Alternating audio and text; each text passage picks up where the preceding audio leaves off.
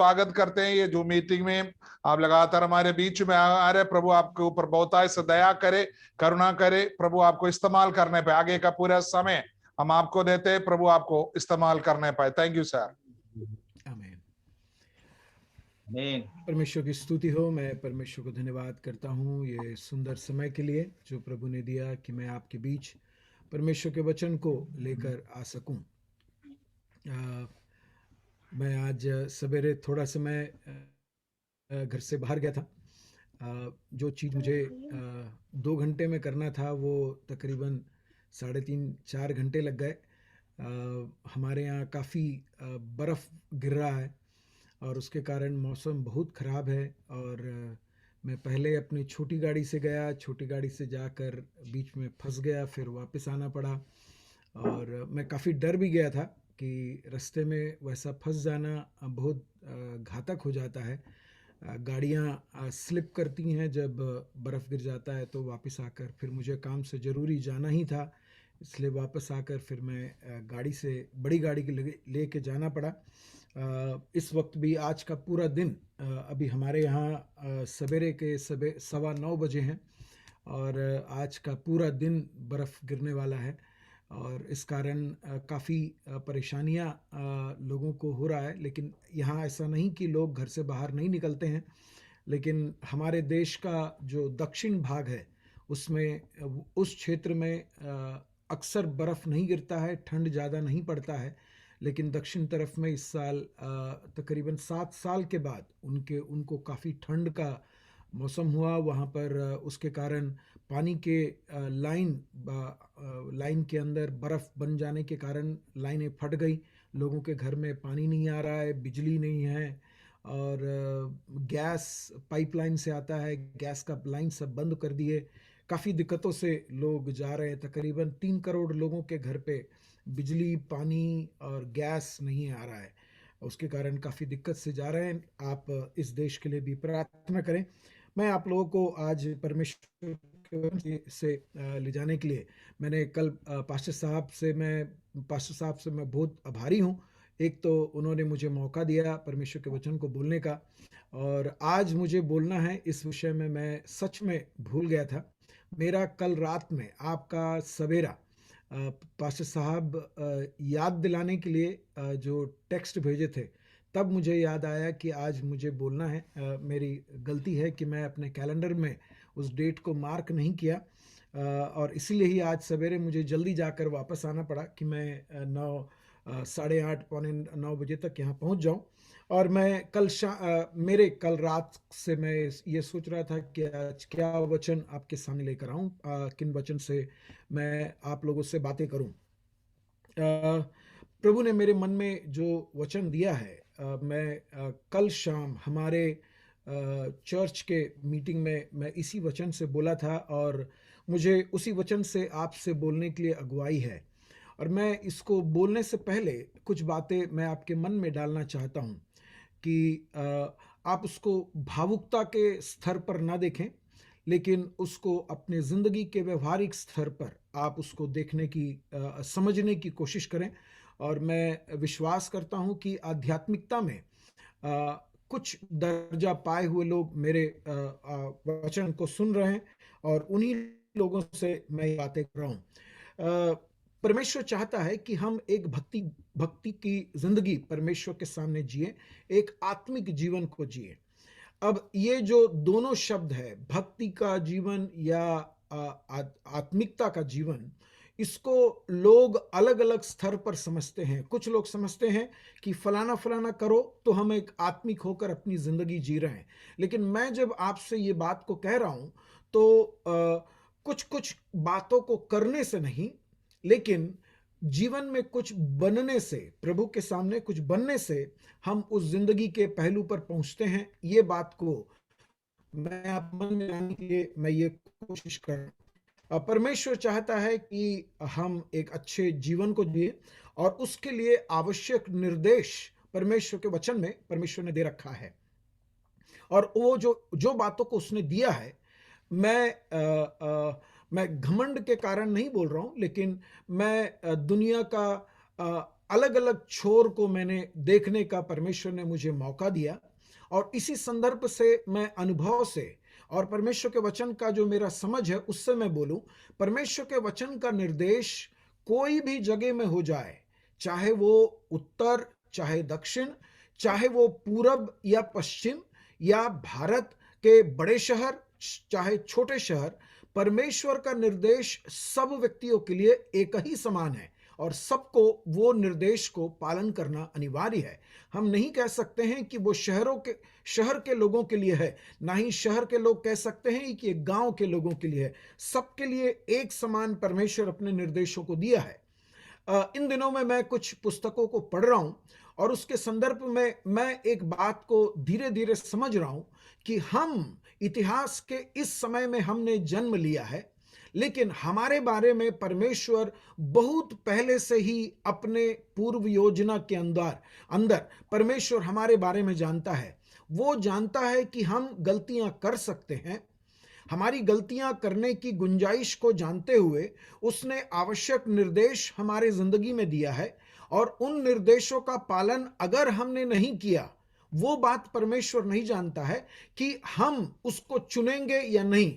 लेकिन अगर नहीं चुनेंगे तो हमारे जीवन में क्या परिणाम होंगे, और उन परिणामों के अनुरूप हमें वापस परमेश्वर के मार्ग में लाने के लिए परमेश्वर ने अपनी योजना को बना रखा है।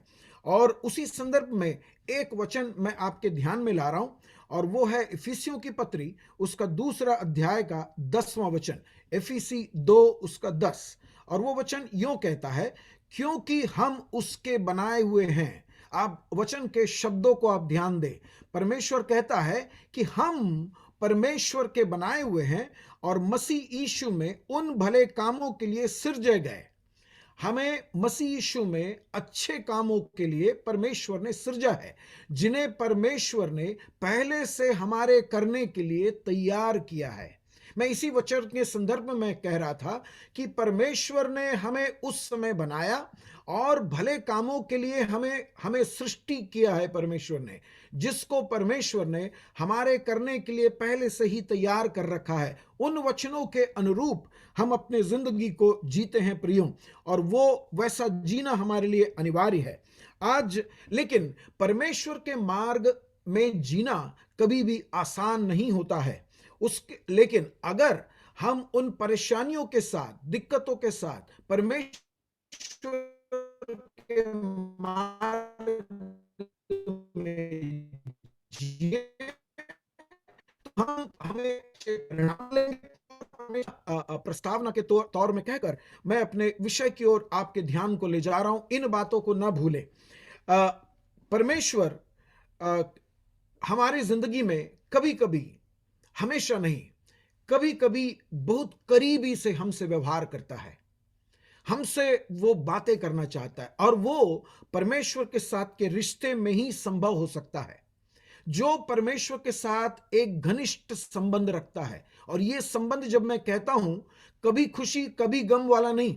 कभी परमेश्वर से बहुत करीब आ जाते हैं, कभी परमेश्वर से दूर चले जाते हैं, उनके विषय में नहीं कह रहा हूं। परमेश्वर हमसे चाहता है कि हम सतत परमेश्वर के साथ में, करीब में अपनी जिंदगी को बिताएं। इसका मतलब नहीं कि हम नौकरी ना करें, इसका मतलब नहीं कि हम काम ना करें, लेकिन इन सब के बावजूद परमेश्वर का हमारे से अपेक्षा यह है कि हम उसके साथ एक घनिष्ठ संबंध बनाएं, और उस घनिष्ठ संबंध के अंदर परमेश्वर हमसे बातें करता है।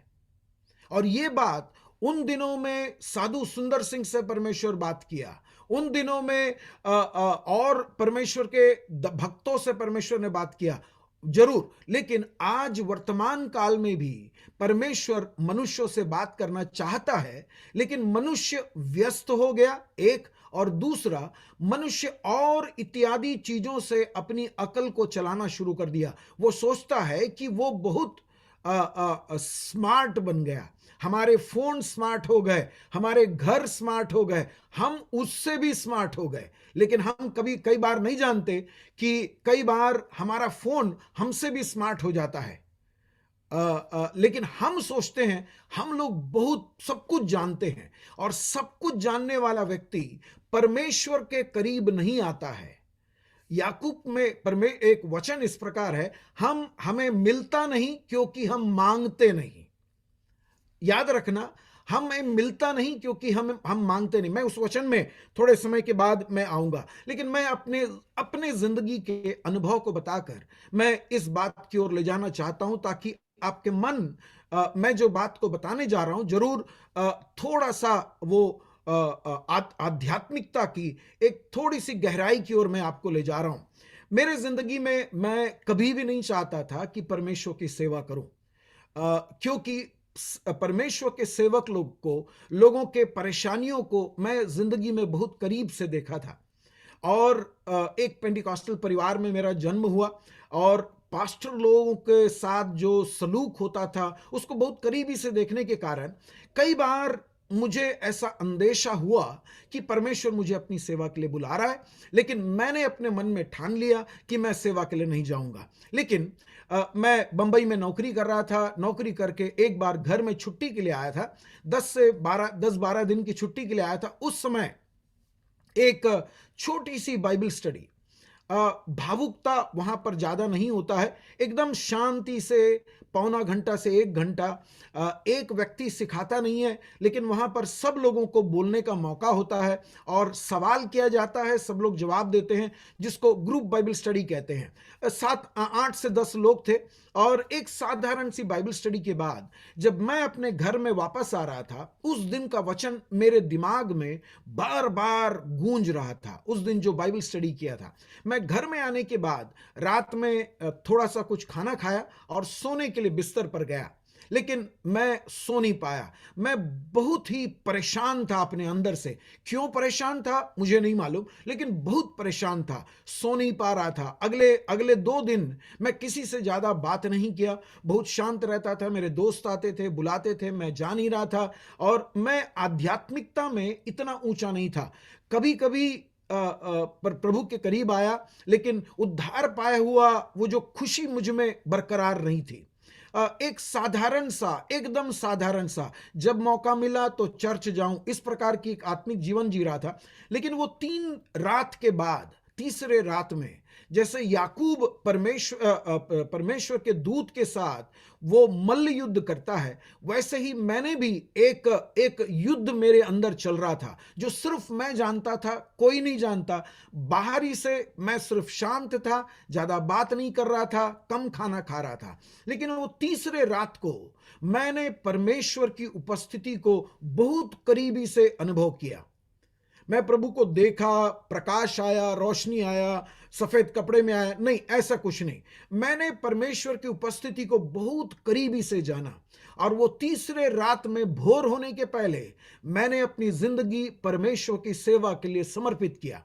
ना कोई प्रचार, ना कोई बेदारी, ना कोई स्पीड में गाना, कुछ नहीं। रात में मैं अपने बिस्तर में था, मुझे मालूम था परमेश्वर की उपस्थिति बहुत करीब था, और मैंने अपनी जिंदगी परमेश्वर के लिए समर्पित किया।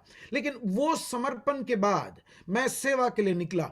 बहुत मेरे परिवार के लोग कभी नहीं सोचे कि मेरा जैसा आदमी सेवा के लिए निकलेगा। मुझे आज भी याद है, जब मैं सेमिनरी में जाने के लिए अपने जाने की सारी तैयारी कर लिया, सामने कमरा में आया, और हमारे चर्च के कुछ जवान और कुछ बुजुर्ग लोग आए थे मुझे प्रार्थना करके ट्रेन में भेजने के लिए।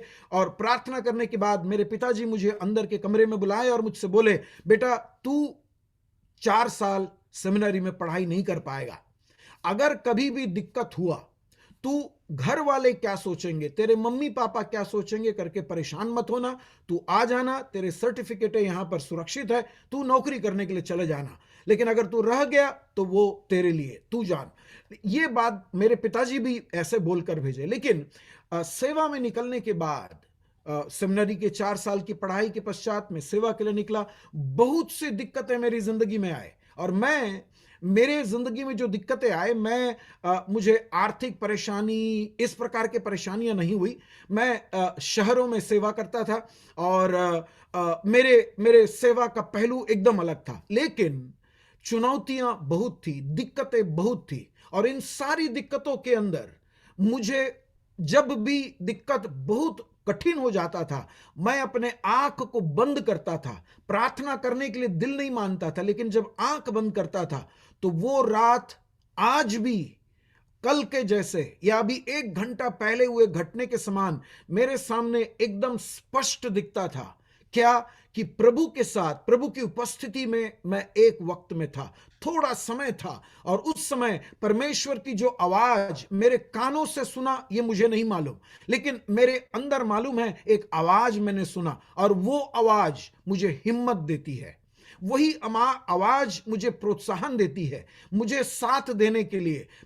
मेरे उठाए गए कदम, सेवा में मैंने जो पहल किया है, उस पहल को सपोर्ट करने वाले, उसको साथ देने वाला कोई भी नहीं रहने से भी एक बात मुझे मालूम था, जिसने बुलाया वो मुझे आगे लेकर चलेगा। ये एक व्यक्तिगत अनुभव होता है, और ये अनुभव का आयाम मैं शब्दों में आपसे बात नहीं कर सकता हूं। आज मैं यही बात आपसे बोलने के लिए आया हूं प्रियो, कि आप सबके जीवन में, ये मेरे लिए ही नहीं, ये हर विश्वासी के जीवन में एक परमेश्वर के साथ मुलाकात का एक मौका होना चाहिए।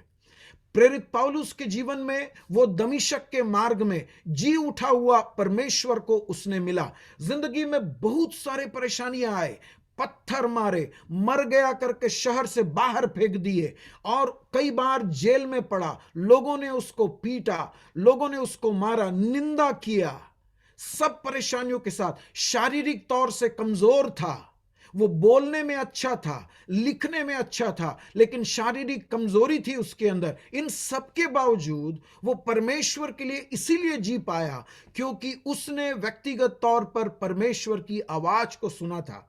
और मैं आज आपसे इसी तरफ बात को ले जा रहा हूं कि आपकी जिंदगी में अगर आध्यात्मिक जीवन को आगे लेकर चलना है, हम सब जानते हैं कि भारत में कानूनी प्रक्रियाएं काफी जटिल होती जा रही हैं।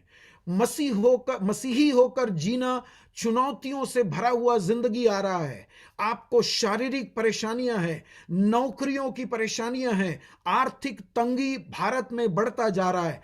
प्रियो, आप उसके खिलाफ में प्रार्थना में समय बिताओगे तो आपका वक्त निकल जाएगा, क्योंकि वचन बहुत स्पष्ट रीति से कहता है अंतिम दिनों में युद्ध होगा, युद्ध की आवाज को सुनोगे, भूकंप होंगे, हर प्रकार की आपदाएं होंगी। इन आपदाओं को जब सुनते हो तो प्रियो, भावुकता के लिए, मैं आपको भावुक बनाने के लिए नहीं बोल रहा हूं, लेकिन एक हकीकत से वाकिफ करने के लिए बोल रहा हूं कि ये होंगी। ये परमेश्वर का वचन कहता है। इन वचन को जब इन बातों को आप सुनते हो तो याद रखना, वो हमारा प्रिय दरवाजे पर आ गया है, उसका आगमन बहुत निकट है, उससे आप मिलोगे। ये हिम्मत के साथ जिंदगी में कुछ भी पालो। ये कोविड ने हमको सिखाया, आप चाहे लखपति बन जाओ, अरबपति बन जाओ, आपके पास बिजनेस हो जाए, कंपनियां हो जाए, शान और शौकत के लिए नौकर महल बना ले, लेकिन मरोगे तो सिर्फ 6 फुट जमीन मिलेगा।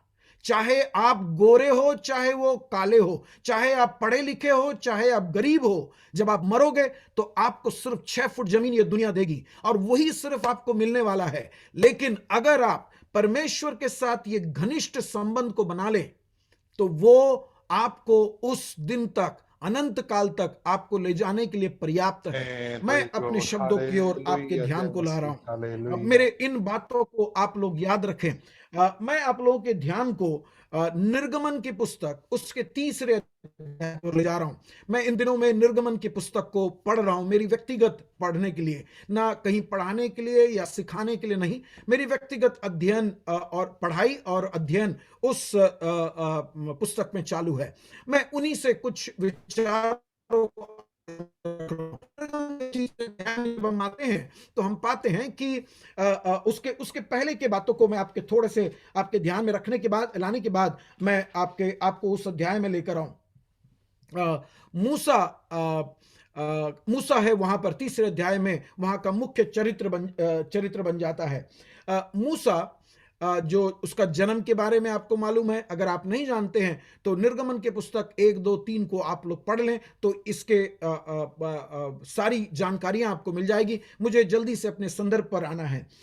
मूसा का जन्म होता है। मूसा फिर महल में पलता है, फिरौन के महल में पलता है। फिरौन के महल में पलते हुए उसने यूनानी स्तर के हर बातों को उसने सीखा, मतलब ज्ञान, एक दूसरे से लड़ने की शिक्षा, और उस समय के जो सबसे बेहतरीन पढ़ाई यूनानियों का था, वो सारी बातों को उसने सीखा। भले ही वो यहूदी है, लेकिन उसको एक सौभाग्य मिला कि वो मिस्रियों के सारी विद्याओं में वो परिपूर्ण हो गया।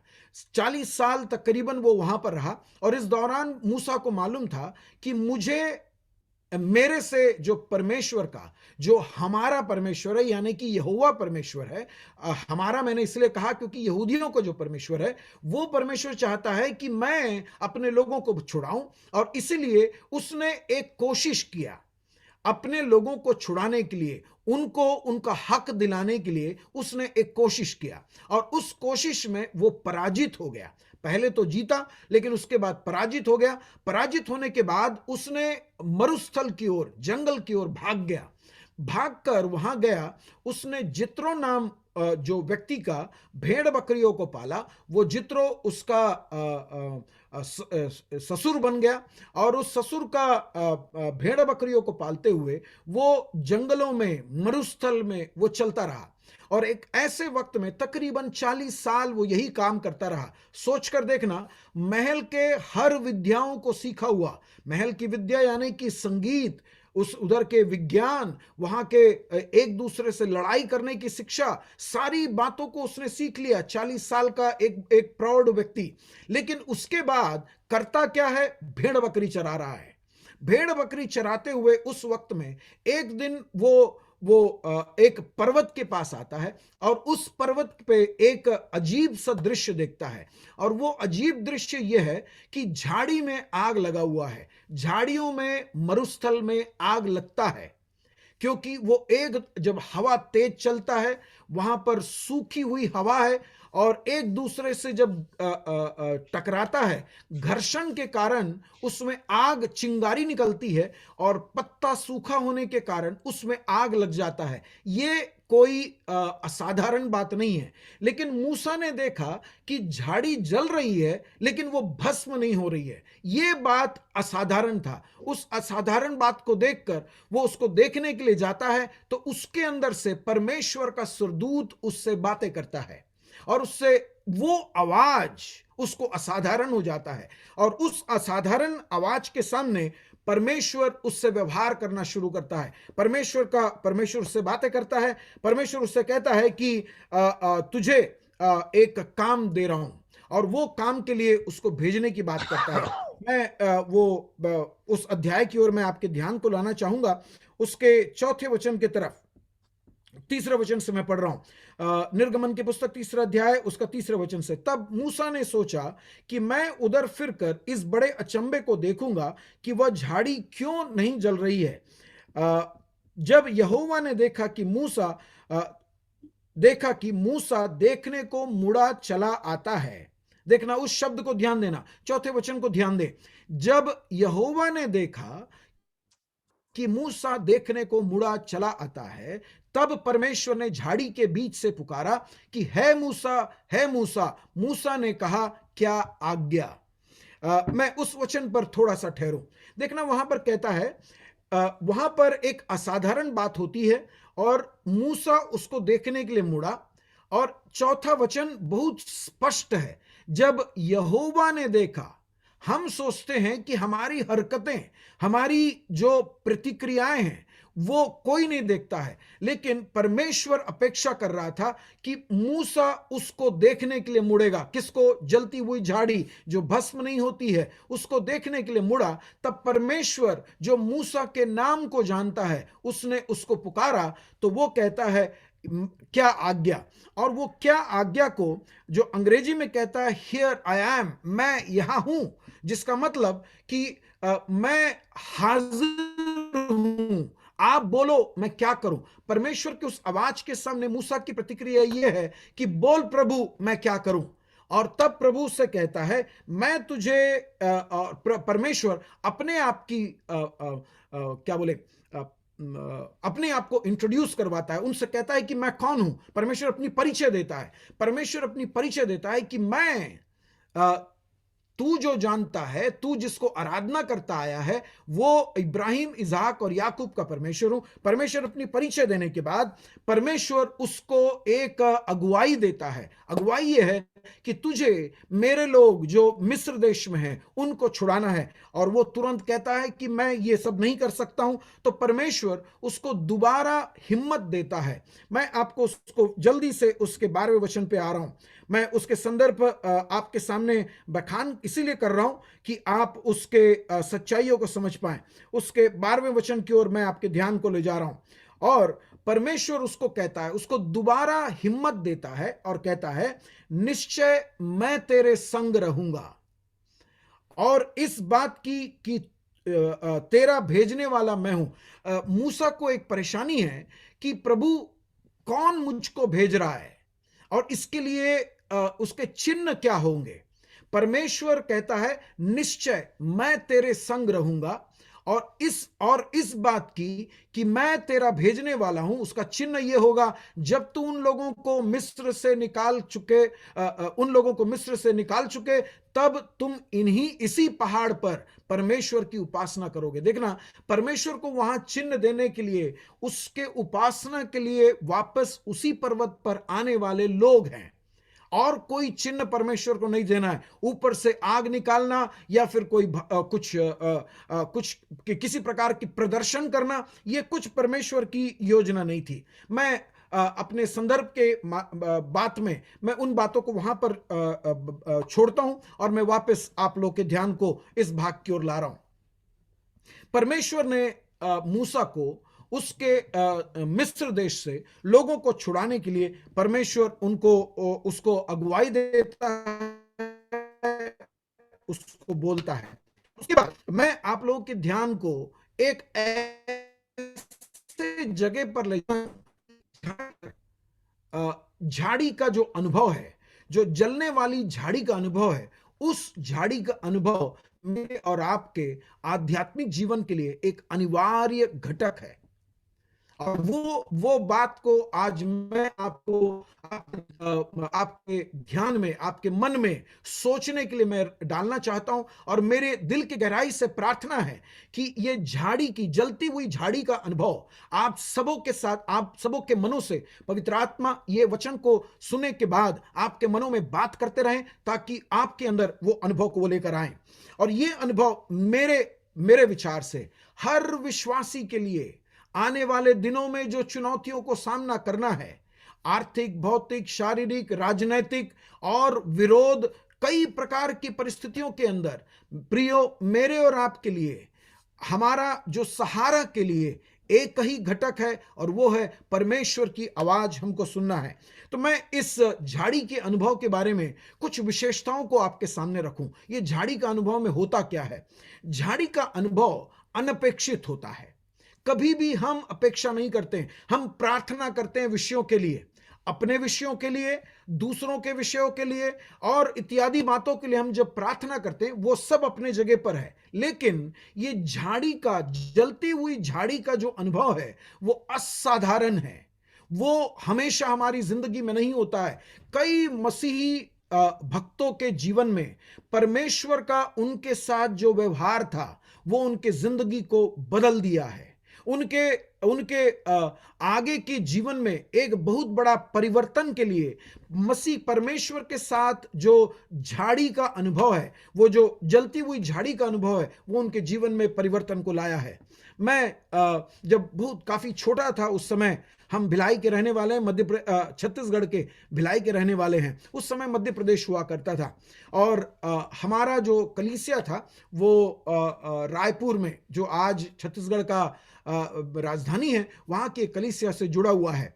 और वहां पर एक छोटा सा बाइबल स्कूल हुआ करता था, 8 से 10 लोग रहते थे और वहां पर कुछ विद्यार्थी थे और उनमें से एक विद्यार्थी है हम विल्सन जॉर्ज को जानते हैं।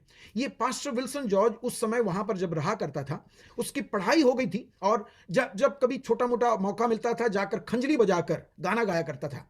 उस समय वो गीतों को लिखा नहीं था। और मुझे याद है पास्टर विल्सन जॉर्ज और वहां पर एक और परमेश्वर के भक्त थे जिनका नाम पास्टर जॉन डैनियल है, जो आज बस्तर में जगदलपुर में सेवा करते हैं। काफी बुजुर्ग हैं, शायद उनका उम्र 70 से ऊपर का होगा। पास्टर विल्सन जॉर्ज एक दिन अचानक उनको एक अगुवाई होता है कि वो शहर से दूर हटकर कोई ऐसे जगह पर जाएं और परमेश्वर के साथ अपना वक्त बिताएं। और वो उस निर्णय को जब वहां के पासबान से बोलते हैं, पास्टर साहब कहते हैं ये परमेश्वर की अगुवाई तुम्हारे लिए है, तुम सोचो कहां जाना है, कैसा करना है।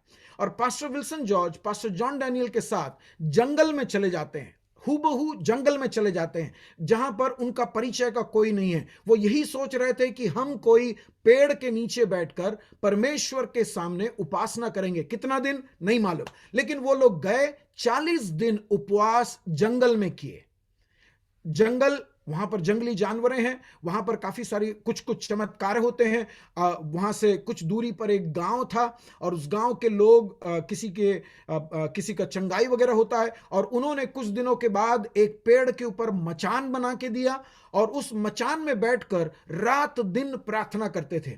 और वहां पर बैठकर उन्होंने एक गीत को लिखा जो हम सब आज गाते हैं, सियोन देश हमारा है देश, रहते हैं हम परदेश।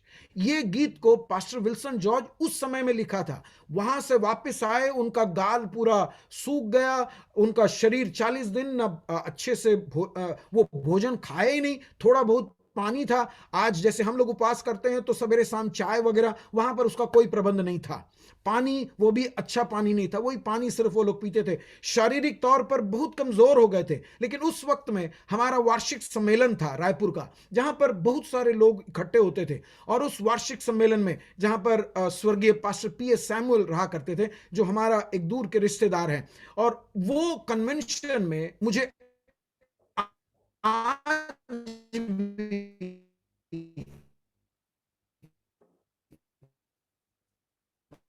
मैं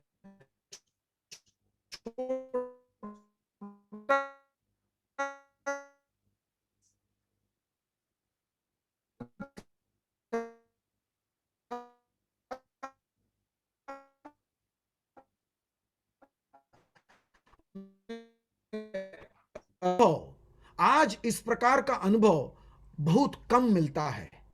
इसीलिए ही आज का गीत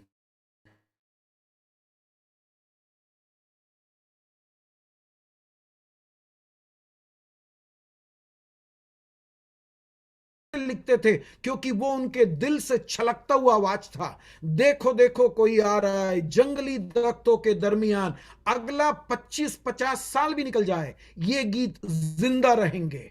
आज के गीत खराब है, लिखने वाले गलत हैं, अनात्मिक है, कुछ भी नहीं कह रहा हूं, लेकिन उन दिनों की जो अनुभव था वो परमेश्वर के साथ एक घनिष्ठ संबंध होता था। आज जो भी कला परमेश्वर ने दिया है उसको दूसरों के सामने दिखावाबाजी के लिए करते हैं, लेकिन उन दिनों में परमेश्वर के साथ जो घनिष्ठ संबंध के अंदर से उत्पन्न होने वाले शब्द थे, गीत, उनके पास्टर विल्सन जॉर्ज कोई भी बाजा नहीं बजाते हैं। उनको कोई बाजा बजाना आता है तो सिर्फ खंजली बजाना आता है, वो भी हाथ दर्द करता है तो नीचे रख देते। लेकिन आप सोच कर देखो, उस दिनों के गीत आज भी हमारे घरों में बजते हैं, आज भी उसको गाओ तो परमेश्वर हमें आत्मिक अनुभव देते। तो मैं कहना यह चाह रहा हूं कि इस प्रकार के जलती हुई झाड़ी का अनुभव हम सब के लिए अनपेक्षित होता है, लेकिन अनिवार्य है मेरे प्रियो।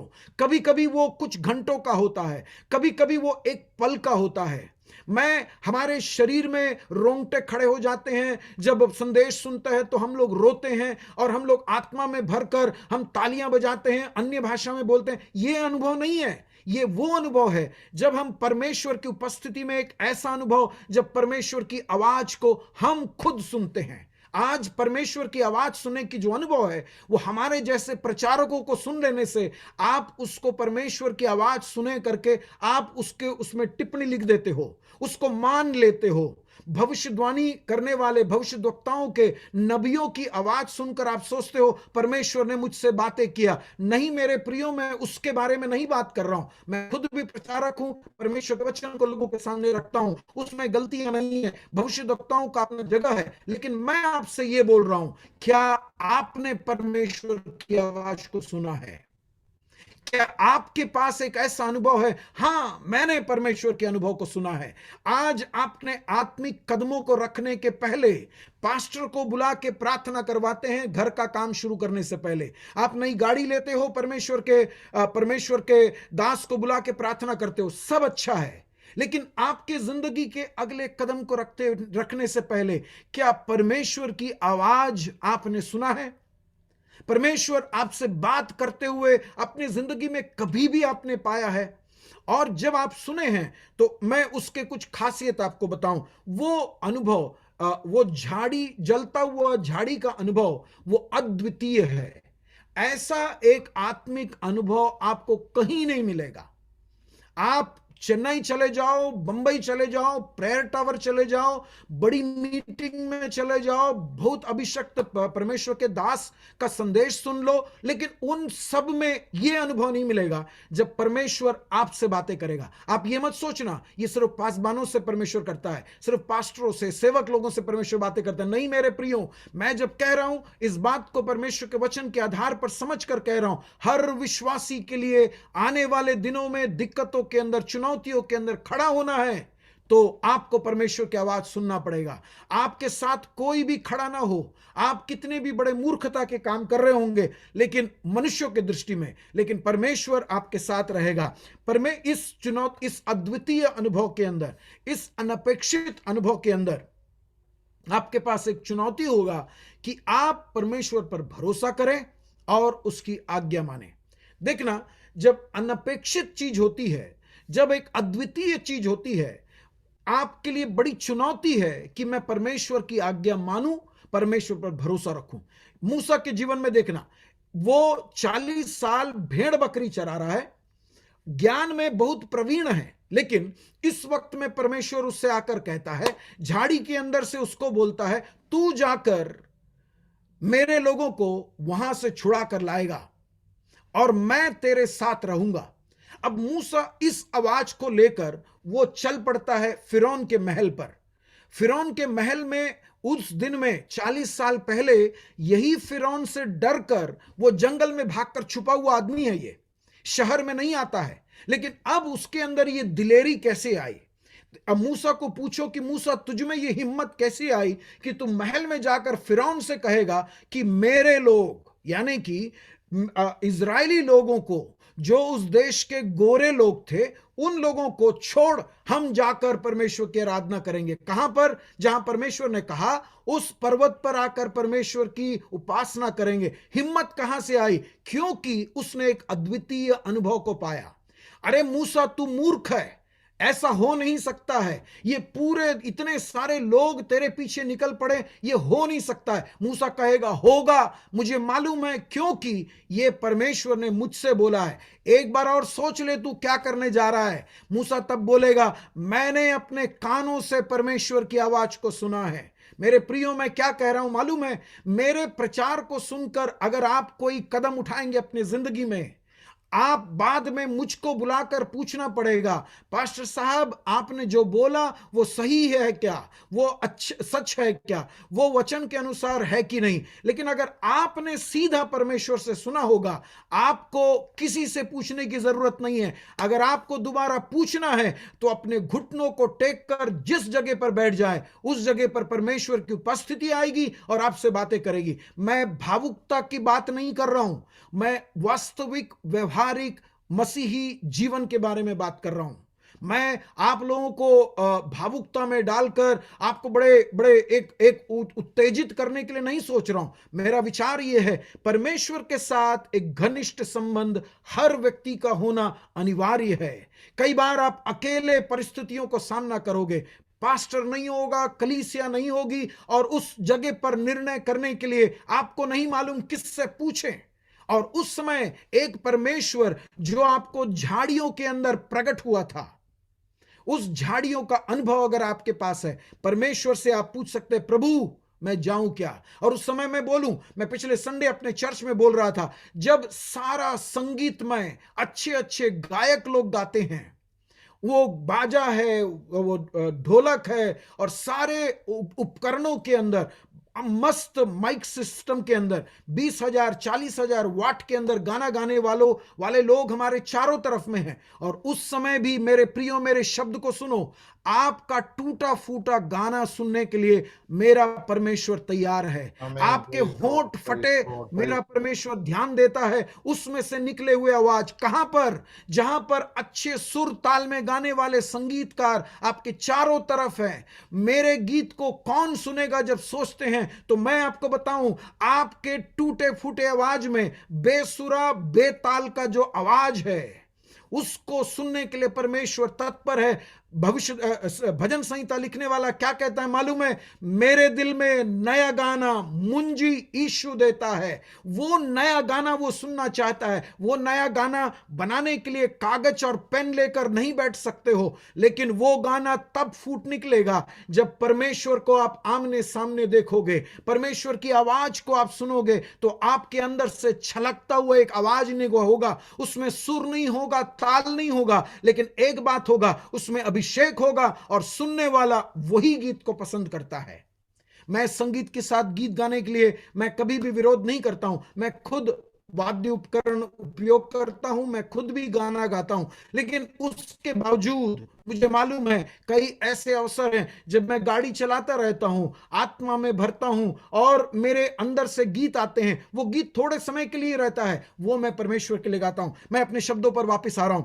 वो एक चुनौती होगी इस झाड़ी के अंदर, यानी कि परमेश्वर आपको जब कुछ बात कहता है, उस बात को आज्ञा पालन के लिए आपको और ज्यादा परमेश्वर पर भरोसा करना पड़ेगा। प्रभु तेरे कहने के कारण मैं कदम उठा रहा हूं। मूसा जब फिरौन के महल की ओर जा रहा होगा, उसके अंदर डर है कि ये फिरौन अगर मेरे को जान लेगा, वहां के मंत्री संतरी सब मुझे जानते हैं, इसी महल में 40 साल पला हुआ आदमी है, उसको देखते ही लोग पहचान लेंगे।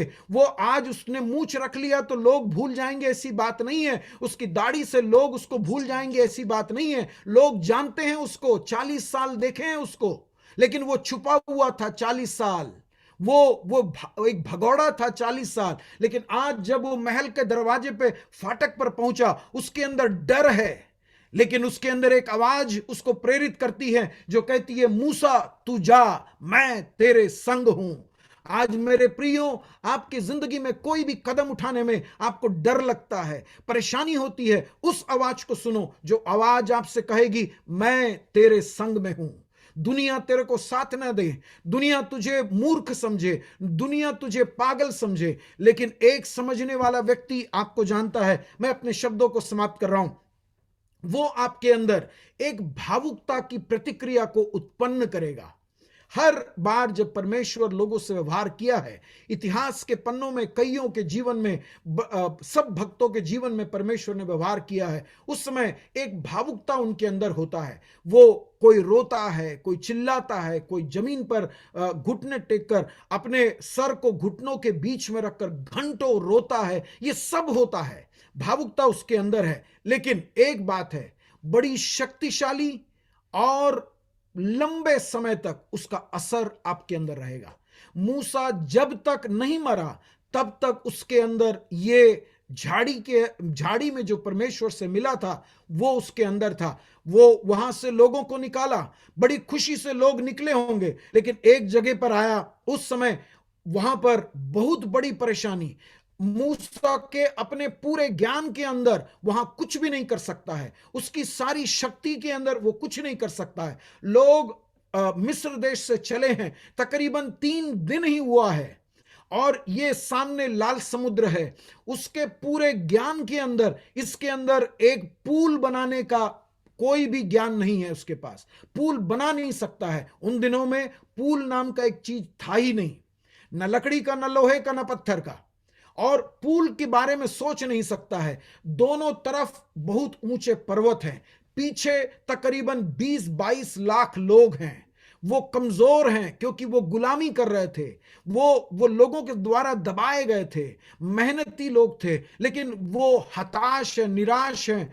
उन महिलाएं हैं, बच्चे हैं, बुजुर्ग हैं, ये 20-25 लाख लोग उसके पीछे हैं। दोनों तरफ में पर्वत है, सामने लाल समुद्र है। मेरे प्रियो, और कोई होता तो वो परेशान हो जाता, लेकिन परमेश्वर को झाड़ियों में देखा हुआ मूसा उस समय परमेश्वर की ओर अपने नजर को उठाता है। मैं अपनी नजरों को पर्वतों की ओर लगाऊंगा, मेरी सहायता कहां से आएगी? ये इसीलिए अंदर से कहते हैं क्योंकि वो जानता है झाड़ियों में बात किया हुआ परमेश्वर रास्ते में आपको नहीं छोड़ेगा, अनाथ होकर नहीं छोड़ेगा, अपने मंजिल पर पहुंचाने के लिए सक्षम परमेश्वर। परमेश्वर के कामों को मूसा ने देखा नहीं अभी तक, परमेश्वर की पहचान उसको नहीं है। तकरीबन 400 साल परमेश्वर की आवाज किसी ने नहीं सुना है, परमेश्वर की आवाज को किसी ने नहीं सुना, परमेश्वर के ज्ञान किसी के पास नहीं है। लेकिन पहला पहला जाना हुआ व्यक्ति मूसा कहता है, इस पूरे 25 लाख लोगों के अंदर यहोवा परमेश्वर से संबंध बनाया हुआ एक ही व्यक्ति है। आपके कलीसिया के अंदर, आपके समाज के अंदर, आपके ऑफिस में, आपके कॉलेज में परमेश्वर के साथ एक व्यक्तिगत संबंध बनाए हुआ एक व्यक्ति आप ही सिर्फ हो मेरे भाई, मेरे बहन। और इसीलिए आपसे अपेक्षा है जिंदगी के चुनौतियों के सामने निराश, हताश होकर आत्महत्या की बात ना सोचते हुए आपके ऊपर भरोसा करने वाले एक बहुत बड़ा झुंड है, और उस झुंड को लाल समुद्र पार करवाने के लिए आपको एक झाड़ी में न जलती हुई झाड़ी के न भस्म होता हुआ झाड़ी के अंदर परमेश्वर से मुलाकात की एक अनुभव होना अनिवार्य है। और इसीलिए प्रियो मैं आपको कह रहा हूं कि अनपेक्षित है और वो अद्वितीय है, लेकिन उसमें हमको भरोसा करना पड़ेगा। हम भरोसा करने के लिए सीखते हैं, और ये जो झाड़ी का अनुभव है प्रियो, मैं एक 5 मिनट के अंदर मैं समाप्त करूंगा। ये उस समय हमारे जीवन में होता है जब परिस्थितियां हमको साथ नहीं देती हैं। हम सोचते हैं कि परिस्थितियां अनुकूल हो जाएं, हम लोगों ने प्रार्थना किया और बात चलती जाती है, लेकिन जब नहीं होती है उसी समय ये झाड़ियों का अनुभव आता है, क्योंकि हम परमेश्वर के बहुत करीब हो जाते हैं, परमेश्वर को पुकारते हैं, परमेश्वर को दिल से पुकारते हैं। हम परमेश्वर की आराधना करें करके अगर अभी मैं बोलूं तो आप लोग सब मेरे आवाज को मुझे आदर करते हुए स्तुति, प्रेज द लॉर्ड, हालेलुया, आमीन सब बोलते रहेंगे, लेकिन अगर वो दिल के अंदर से निकलता है उसको कोई शांत नहीं कर सकता है। वो हमारे जीवन में अनिवार्य है। मैं एक जल्दी से एक अनुभव बताऊं। हम लोग नासिक में रहते थे उस समय, और हम लोग तीसरे माले में रहते थे। हमारे निचले माले में एक आंटी रहती थी, बहुत धीमा बोलती थी। उनके होंठ को ध्यान से देखना पड़ेगा कि वो हमसे क्या बातें कर रही है। बहुत शालीन, बहुत अच्छे, पढ़ी लिखी और कुछ अफसर थी, एक अच्छी आंटी थी। वो बहुत धीमा बात करती थी। एक दिन हम घर में बैठे थे, रात का वक्त था, शायद 8:30-9 बजा था, और अचानक नीचे से आवाज आया, बचाओ बचाओ करके आवाज आया। तो मेरी पत्नी ने मुझको बोला, नीचे जाकर देखो, आंटी की आवाज है, वहां पर कुछ परेशानी होगा। मैं दौड़कर नीचे गया, मैं आंटी को पूछा, आंटी क्या हुआ? तो आंटी और भी लोग आ गए थे, आवाज बहुत जोर से था, और तब पता लगा कि घर के अंदर सांप घुस गया है। तो आंटी बोली, घर के अंदर सांप है। आंटी डर के मारे घर के बाहर निकली, और जब लोगों ने देखा कि वो नाग सांप है तो लोगों ने बोला कि हम इसको मारेंगे नहीं, हम इसको निकाल देंगे। बल्कि लोग तो उसको दूध पिलाने के लिए तैयार हो गए थे। खैर, सर्वसम्मति से सांप को घर से बाहर निकाल दिए, और जब ऐसा घटना होता है तो सब लोग अपनी अपनी अनुभव को बताते हैं। मेरे घर में सांप आया, मेरे मामा को काटा और उसने वहां पर बीमारी, वहां इलाज कराया, वगैरह वगैरह स्टोरी चलता रहा। सब लोग धीरे धीरे चले गए, और आखिरी में मैंने आंटी को पूछा, आंटी मुझे नहीं मालूम था कि आप इतने जोर से भी बात कर सकते हो। तो आंटी मेरे को बोलती है, अरे सांप घर में आया और मैं धीमा बोलूं? जब हमारी पूरी शालीनता, हमारी पूरी जो चीज को हम ढक कर रखते हैं, वो उसका पूरा ढक्कन निकाल देते हैं हम लोग। और आंटी जोर से हमेशा बात कर सकती थी, लेकिन वो धीमा इसीलिए बोलती थी क्योंकि वो अपने आप को ना एक अच्छी शालीन स्त्री के तौर पर अपने चरित्र को दिखाना चाहती थी। लेकिन जब घर के अंदर संकट आ गया तो वो जोर से चिल्लाई। मेरा कहने का मतलब, जब हम अनुभव से उसको जानते हैं तब वो चीज, वो उसको कोई सीमा में बांध नहीं सकते हैं। मैं कह ये रहा था कि परिस्थितियां जब अनुकूल नहीं होती हैं, उस समय हम इस झाड़ी के अनुभव के लिए हम पर दबाव आता है। और मैं आज आपसे कहता हूं, आप में से जो भी किसी भी परेशानी से गुजर रहे हो, मेरे प्रिय भाई, मेरे प्रिय बहन, आप इस मौके का उपयोग करके परमेश्वर के सामने गिर जाएं। मुझसे कई लोग पूछते हैं कि पवित्र देश को घूमने के लिए गए हो क्या, यानी कि इजराइल घूमने गए हो क्या। लोग मुझसे पूछते हैं पवित्र देश घूमने गए हो क्या, होली लैंड टूर वगैरह चलता रहता है। मैं लोगों को कहता हूं, मैं जहां घुटना टेकता हूं वो जगह पवित्र हो जाता है, क्योंकि वहां पर मेरे परमेश्वर की उपस्थिति आती है। और वास्तव में बात यह है कि मैं उस देश में जाने के लिए मेरे पास 1-1.5 लाख रुपए नहीं है, इसीलिए मैं वहां नहीं जा रहा हूं। लेकिन मैं जानता हूं कि जहां पर आप अपने घुटनों को टेकोगे मेरे प्रियो, वहां पर परमेश्वर की उपस्थिति आएगी। और मैं आज आपसे एक सवाल इस वक्त में पूछना चाहता हूं। आप छुट्टियां लेकर अपने घर जाते होंगे, सास ससुर से मिलने जाते होंगे, छुट्टियां लेकर शादियों के लिए जाते हैं, छुट्टियां लेकर आप कुछ विशेष त्योहार के लिए जाते होंगे, सब कुछ होगा। लेकिन क्या आप में से किसी ने छुट्टी लेकर, नौकरी से, स्कूल से, आप जिस भी जगह पर काम करते हैं, क्या आपने कभी छुट्टी लेकर 2 दिन परमेश्वर के उपस्थिति में अकेले रहूंगा, कहीं दूर में जाकर अकेले कमरे में रहकर, और कोई नहीं चाहिए, मुझे प्रभु चाहिए और कुछ नहीं, प्रभु तेरी आवाज सुनना है, क्या आप प्रभु की उपस्थिति में पढ़ सकते हैं? क्या आप प्रभु के उपस्थिति में जा सकते हैं? जब संकट आता है, जब हमारे अंदर परेशानियां आती है, तब हम परमेश्वर को पुकारते हैं। लेकिन जरूरी है मेरे प्रियो, उसके आने के पहले, वो लाल समुद्र आने के पहले, वो जब आपको रोटी की दिक्कत आने के पहले, जब आपको पानी की दिक्कत आने के पहले, उसके पहले हम झाड़ी के अनुभव को प्राप्त कर ले, तब हमको मालूम है खाने के लिए रोटी भले ना हो, उस समय मैं परमेश्वर को पुकारूंगा और परमेश्वर मुझे मन्ना देगा जो कोई नहीं खाया है।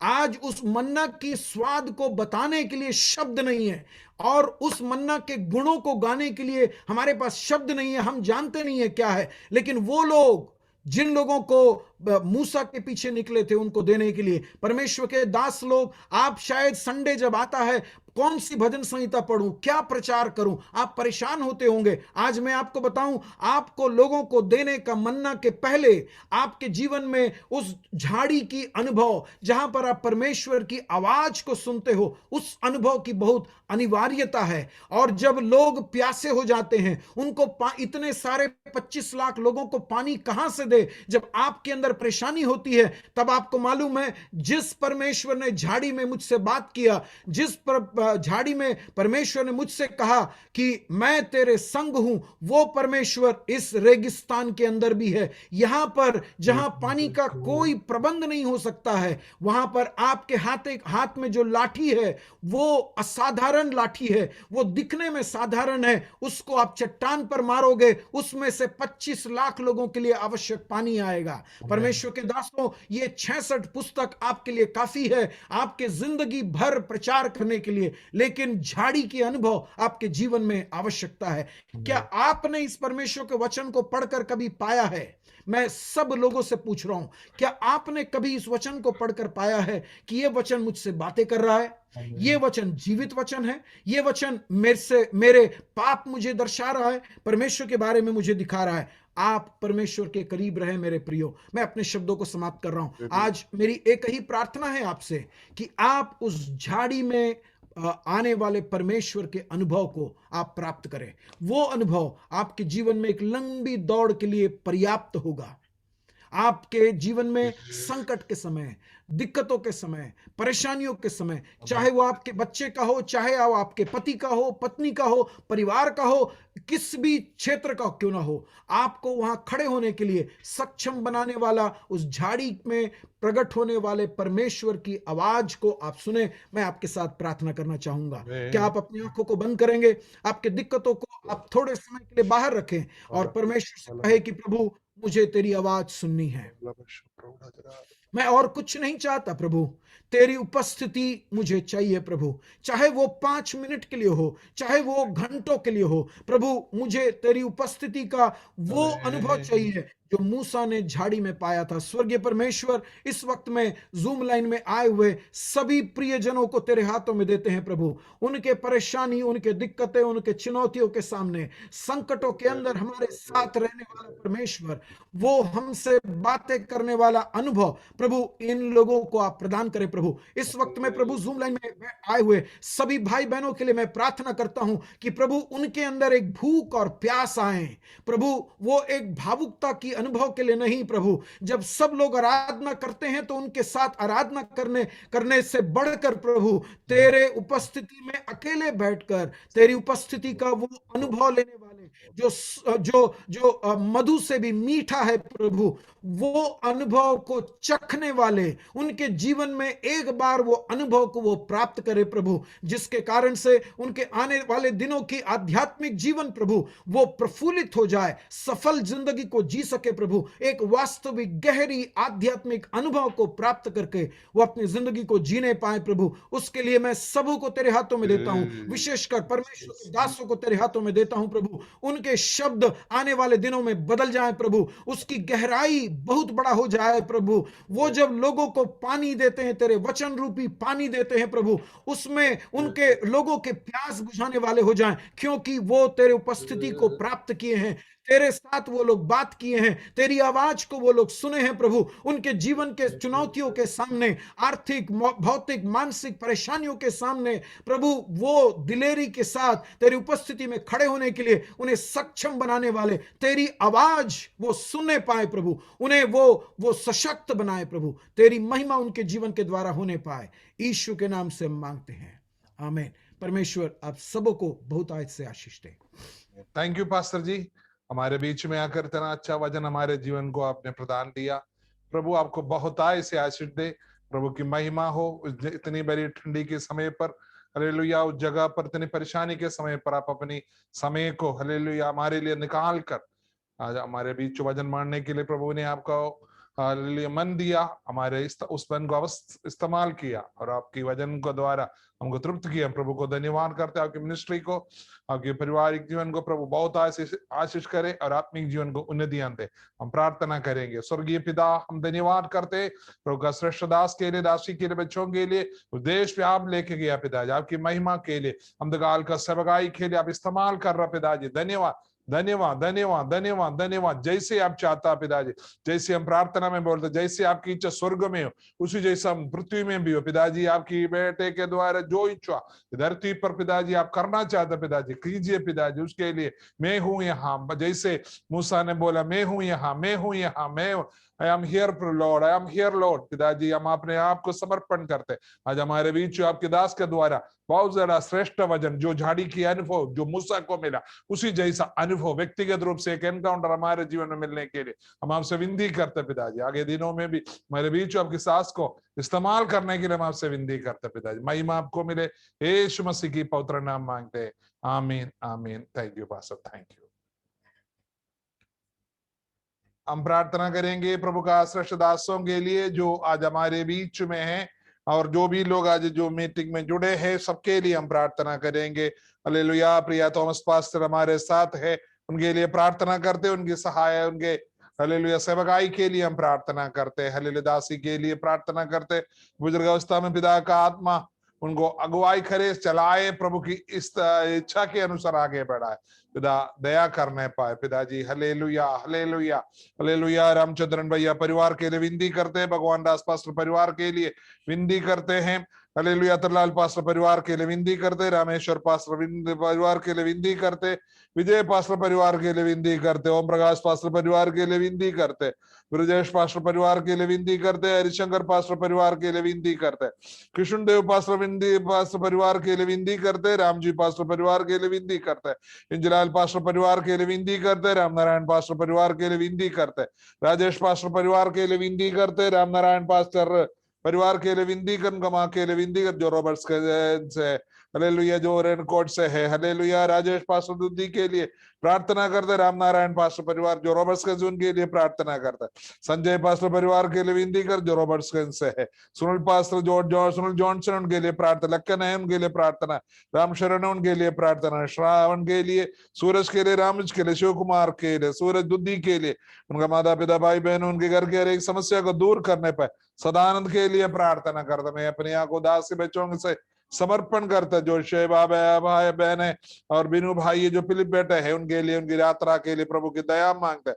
हालेलुया, रामचंद्र और पानपति बहन के लिए, रीनू के लिए प्रार्थना करते, रूबी और संध्या के लिए प्रार्थना करे, मोतीलाल जी के लिए प्रार्थना करते, अनिता देवी का इलाज चल रहा, पिता उनको चंगा करने के लिए प्रार्थना, धर्मेंद्र और सूरज के लिए प्रार्थना करते पिताजी, राजेंद्र के लिए प्रार्थना करते, जोश चैन और अपने माम के लिए प्रार्थना करते, उनका भाई का लिए प्रार्थना करते, सुमा बहन के लिए विनती करते, जसी और जोबोई के लिए प्रार्थना करते पिताजी, सामकुटी भाई परिवार के लिए विनती करते पिता, डमन कलिसिया के लिए विनती, जॉन कुटी पास परिवार के लिए विनती करता है, जॉन कुटी जैन परिवार के लिए विनती कर, जनस्वाई परिवार के लिए विनती करते, जो ब्रदर परिवार के लिए विनती करते, शोमेर ब्रदर परिवार के लिए विनती कर, जॉर्ज ब्रदर परिवार के लिए विनती करते पिताजी, रईचलांडी परिवार के लिए विनती कर, सैम मैथ्यू परिवार के लिए विनती करते, हालेलुया, सुबिन परिवार के लिए विनती करते पिताजी, आपके बेटे की शादी की दया मांगता है, थॉमस ब्रदर परिवार के लिए विनती करते, पॉल्सन ब्रदर परिवार के लिए विनती करते, मिचान परिवार के लिए विनती, फ्रेंड सिमोन के लिए प्रार्थना कर, विवाह के लिए विनती कर, इसलिए मैथ्यू परिवार के लिए विनती करता है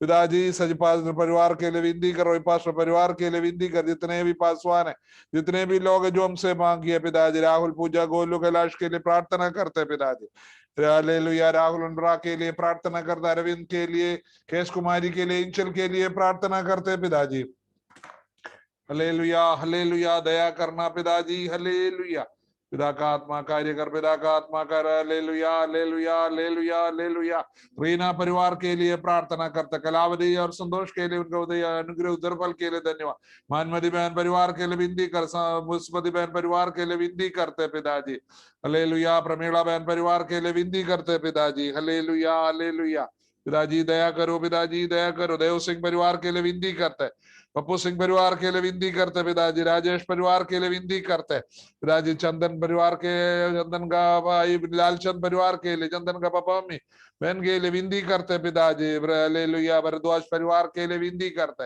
हालेलुया, अरविंद कुमार के लिए विनती करते, उनको दया करना पिताजी, उनका पापा मम्मी भाई बहनों के लिए विनती करते, दीक्षा और विकास के लिए विनती, दीक्षा का मम्मी पापा भाई बहनों के लिए विनती करते, विकास का बिजनेस के लिए विनती, उनका मम्मी के लिए विनती करते पिताजी, दया करना, मधु परिवार के लिए, संजय के ऊपर दया कर, अंधकार से छुड़ाइए पिताजी, रिंगी परिवार के लिए विनती करते, प्रदीप के लिए, पल्लवी के लिए, बेबी के लिए विनती, उनका पापा मम्मी के लिए विनती करते पिताजी, उनका मामा परिवार के लिए विनती करते, मौसी लोगों के लिए विनती करते पिताजी, आशीष और मोना के लिए प्रार्थना, उनका कुटुंब जीवन आशीष दो, बरकत दो पिताजी, मोना को एक अनुग्रह संतान देकर आशीष देना, उनकी घर का हर एक समस्या को दूर कर, इंजलाल मसीह परिवार के लिए हम प्रार्थना करते हैं पिताजी, प्रिय रिंगी वे प्रिया कांदी बहन के लिए विनती पिताजी, उनको अनुग्रह देख संतान देकर आशीष कीजिए पिताजी, हालेलुया, श्यामलाल जी के लिए, दासी के लिए, बच्चों के लिए विनती करते पिताजी, हालेलुया, राजन का जो समस्या है पिताजी उससे आपको बेटे को छुड़ाइए पिताजी, आपकी दया हो, करुणा, उसके लिए जो भी जरूरत है पिताजी, स्वर्गीय श्री भंडार खोलकर आप दया कीजिए, करुणा कीजिए पिताजी, हालेलुया, पिता का आत्मा हर जगह कार्य कर, हालेलुया, पिताजी, राजन का पापा ब्रजलाल जी के लिए, प्रतिभा के लिए विनती करते हैं पिताजी, धीरेन्द्र और अंजलि के लिए और बलराम जी और दासी के लिए विनती कर, घर पे आपकी दया हो, राजेश भाई के बेटे के लिए विनती करते पिताजी, उनके घर में आशीष आपके दास को इस्तेमाल कर पिताजी, मुकेश के लिए, रागेश के लिए,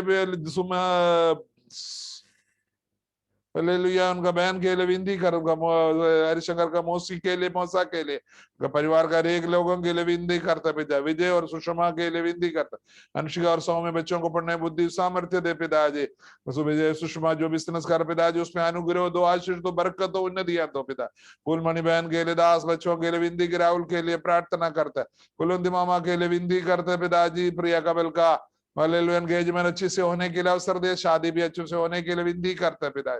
उस घर में आशीष व बरकत, लोगों के अंदर यीशु का नाम होने पाए पिताजी। हालेलुया, प्रिया सुमन बहन के लिए विनती करता, आपकी बेटी के ऊपर दया करो पिताजी, दया करो, करुणा दया करो पिताजी। आपकी बेटी के लिए जो भी बंधन है पिताजी, उसको यीशु का नाम हम छोड़ देते पिता का आत्मा उस घर पे कार्य कर। हालेलुया, रविकांत बेटे के लिए, भाई का परीक्षा के लिए विनती करते पिता। एंजल के लिए, खुशबू के लिए, भाई लोगों के लिए, बहन लोगों के लिए विनती करते।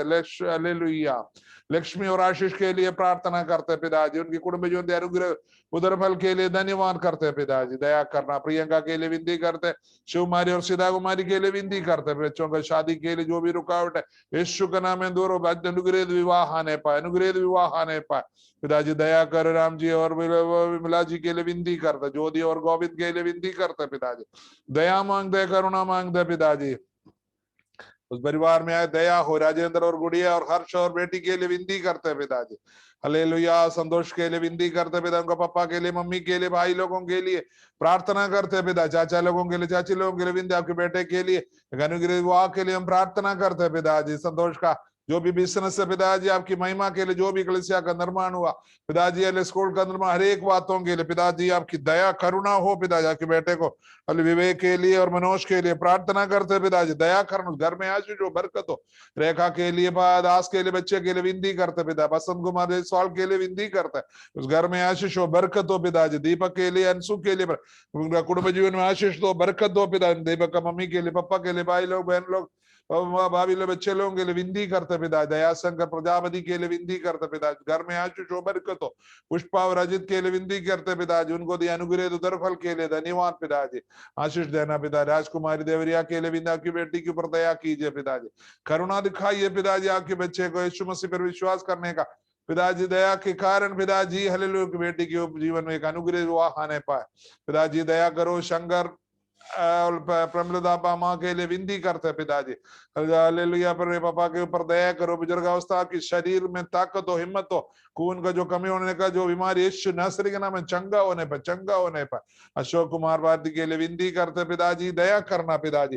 राजेश मसीह प्रभु का दास के लिए विनती पिताजी, आपके सेवकाई में बैठना चाहता है, शरीर कमजोरियों को दूर कर पिताजी, वजन बढ़ने के लिए जो मन लगाया पिता, उस पर जाकर पिताजी एक अच्छे से प्रभु का दास बनकर आगे लोगों के सामने इस्तेमाल करना। मीना के लिए, जुगनू के लिए, अरविंद के लिए विनती करते हैं पिताजी, जुगनू के बहुत जल्दी वहां से छुड़ाने पाए, और पिताजी अरविंद का कान को खोल दीजिए पिताजी, पिताजी हर एक श्रापित शक्ति उस घर से निकल जाने। बाबूलाल जी के लिए, सुनिता के लिए विनती करते, दया करो पिताजी।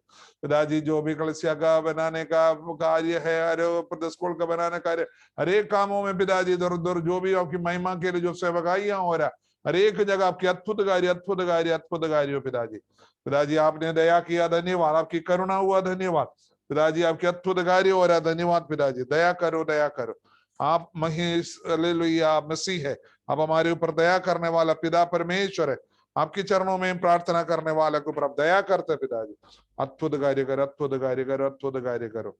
महिमा आपको मिले, यीशु मसीह की पवित्र नाम मांगते हैं, आमीन। कोई लोग कुछ बोलना चाहते हैं? कोई लोग ये चाहता है मेरे लिए अलग प्रार्थना करो करके कोई चाहता है? हाँ जी, जय मसीह।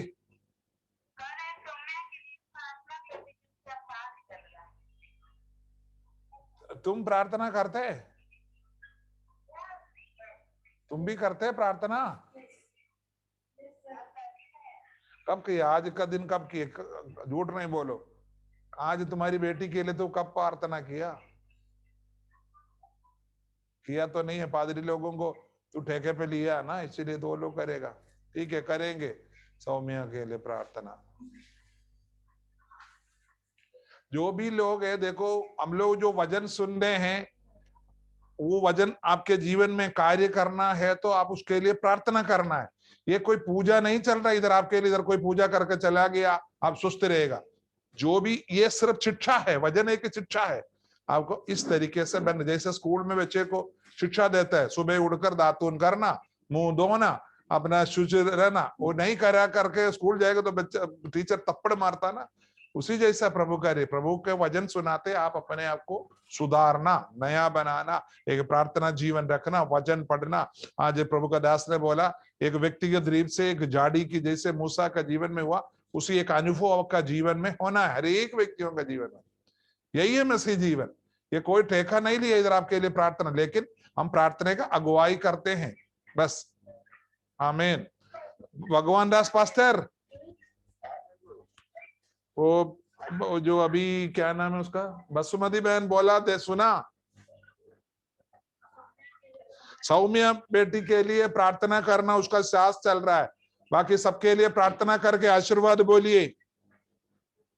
वो कहाँ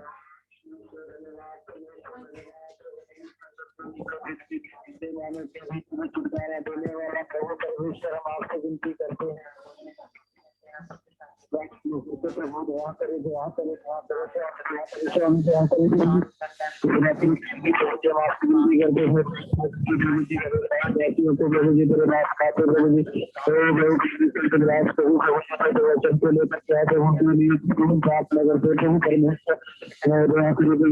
आज जितने भी सुने हैं परमेश्वर इस रात्रि काल में जो जिनके द्वारा कॉन्फ्रेंस या फोन मुख्य द्वारा परमेश्वर जुड़े हैं परमेश्वर, हम आपसे विनती करते हैं कि वो कोई जितने गुना में परमेश्वर लोग होने के लिए हम आपसे दुआ करते हैं। हमारा परमेश्वर, हमारे परमेश्वर, हमारा परमेश्वर की दया करे, कृपा करे, क्षमा करे, हमारे कार्य प्रभु परमेश्वर हमें भी संभाला है, बातें भी संभाल करके प्रभु लेके चले प्रभु। तो हम आपसे विनती करते हैं, प्रार्थना करते हैं, प्रार्थना का विषय है परमेश्वर का व्यक्ति के जीवन के ऊपर प्रभु जी, जो उसकी सांस करने की प्रॉब्लम है प्रभु, जो उसके जीवन में चलते हैं परमेश्वर, हम आपका आत्मा के नाम से हम हुक्म करते हैं कि उनके जीवन में बहुत परमेश्वर के ये हमारे हम प्रार्थना करते हैं प्रभु जी, द्वारा प्रभु जी हम प्रार्थना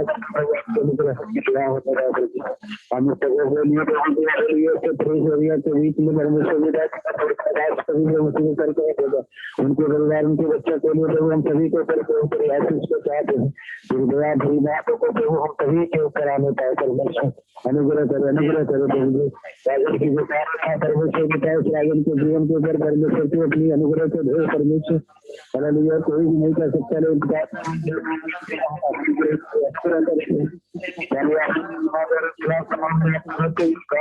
निवेदन के साथ जाने वाले कबूल कर मेरे पिता हमारी आत्मा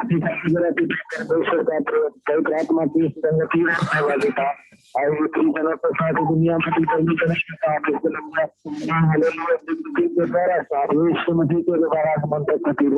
आमीन। यीशु मसीह द्वारा दे दिया परमेश्वर को हम लोग मिलकर धन्यवाद करेंगे। Hallelujah, hallelujah, hallelujah. सबको जय मसीह। कल शाम को फिर मिलेंगे। प्रभु सबको आशीष दे। अगर कोई किसी को व्यक्तिगत प्रार्थना के विषय तो हमको फोन करना। जय मसीह, जय मसीह, जय मसीह।